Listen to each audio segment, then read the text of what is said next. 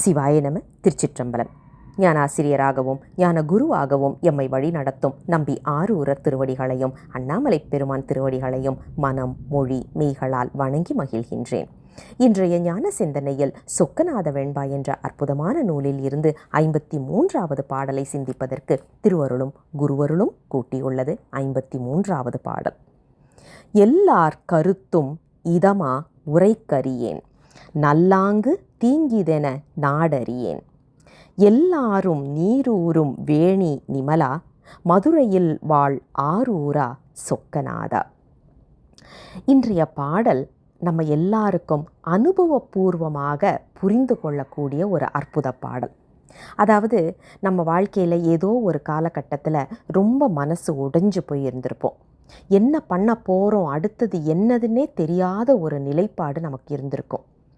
ஏதோ ஒரு குழப்பம், என்ன செய்ய போகிறோம், என்ன பண்ண போகிறோம், நமக்குன்னு என்ன இருக்குது அப்படிங்கிற ஒரு மிகப்பெரிய மனக்குழப்பத்தில் இருந்த நேரத்தில் திருமுறையில் ஈடுபாடு இருக்கிறவங்க திருமுறை பாராயணத்தை ஆரம்பிப்பாங்க. இல்லை சித்தாந்தம் கேட்கணும்னு நினைப்பாங்க. இதில் எல்லாம் விருப்பம் இல்லை அப்படின்னா ஏதோ ஒரு சினிமா பாட்டையாவது சினிமாவையாவது உட்காந்து பார்த்துட்ருப்போம். அந்தந்த விஷயத்தின் மூலமாக நமக்கு பெருமான் என்ன உணர்த்துறாரோ சரியான நேரத்தில் நமக்கு ஒரு வாக்கியத்தை கொடுப்பாரு. அந்த சினிமா டைலாகாக கூட இருக்கலாம். ஒரே ஒரு வாக்கியம் கொடுப்பாரு. அப்படியே நம்ம ஆஹா இந்த குழப்பத்தில் நமக்கு பதில் கிடச்சிருச்சு அப்படின்னு நாம் நினைப்போம். இல்லை சைவ சித்தாந்தத்திலேருந்து நமக்கு அறிவுரையாக ஒரு ஆசிரியர் ஏதாவது ஒன்று சொல்லுவாங்க, அல்லது திருமுறையிலேருந்து ஒரு வாக்கியம் நமக்கு கிடைக்கும். இதெல்லாம் யார் சொல்கிறாங்க அப்படின்னா, இதுக்கு ரெண்டு நொடி பொழுதுக்கு முன்னால் அந்த வார்த்தைகள் நமக்கு பலன் தந்திருக்காது. 2 நொடி பொழுதுக்கு அப்புறமும் அந்த வார்த்தை நமக்கு பயன் தராது. சரியான நேரத்தில் சரியான ஒரு சொல் வச்சு சரியான விதத்தில் பெருமான் தானே நமக்கு சேர்த்து வைக்கிறாரு. அந்த குறிப்பை தான் இந்த 53வது பாடலில் நாம் பார்க்க முடிகின்றது. இதில் பாருங்கள், குரு இலிங்க சங்கமம் பற்றின குறிப்பை நாம் பார்க்குறோம். இலிங்கமாக சொக்கநாத பெருமான் இருக்கின்றார். இலிங்கமாக இருக்கக்கூடிய சொக்கநாத பெருமான் தான் திரு ஆரூரில் எனக்கு குருவாக இருக்கின்றார் அப்படிங்கிற குறிப்பை சொல்லிட்டு, ஆரூரில் இருக்கக்கூடிய சொக்கநாத பெருமானும் சேர்ந்து எனக்கு என்ன உதவி செய்யணும் அப்படின்னா, எனக்கு ஒரு சத்சங்கம் நான் நடத்தி கொண்டிருக்கின்றேன். என்னுடைய அடியார்கள் எல்லாம் பக்கத்தில் உட்கார்ந்துருக்காங்க. அவங்களுக்கு என்ன தகவல் போகணுமோ என் மூலமாக அவர்களுக்கு அதை உரை செய் சாமி அப்படின்ற ஒரு குறிப்பு தான் இன்றைய பாடல்.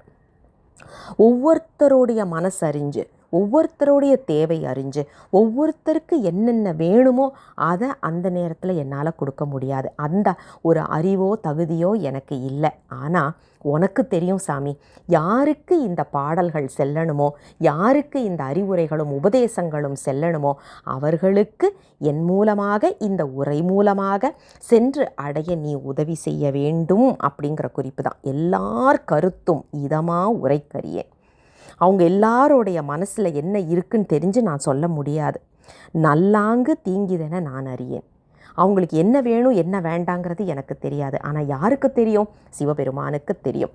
இந்த பாடல்கள் நான் எழுதுகின்றேன், இது யாருக்கு எந்த நேரத்தில் செல்லணுமோ உனக்கு தெரியும் சாமி, நீ அவர்களுக்கு கொண்டு போய் சேர்த்துரு அப்படிங்கிற குறிப்பு தான் இந்த 53வது பாடலாக அமைகின்றது.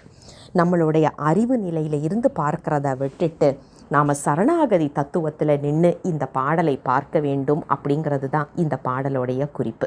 அற்புதமான அழகான ஒரு பாடல். மீண்டும் அடுத்த பாடலோடு விரைவில் உங்களை சந்திக்கின்றேன். தென்னாடுடைய சிவனே போற்றி, எந்நாட்டவர்க்கும் இறைவா போற்றி, அண்ணாமலை மண்ணா போற்றி, கண்ணாரமுத கடலே போற்றி. சிவசிவ திருச்சிற்றம்பலம்.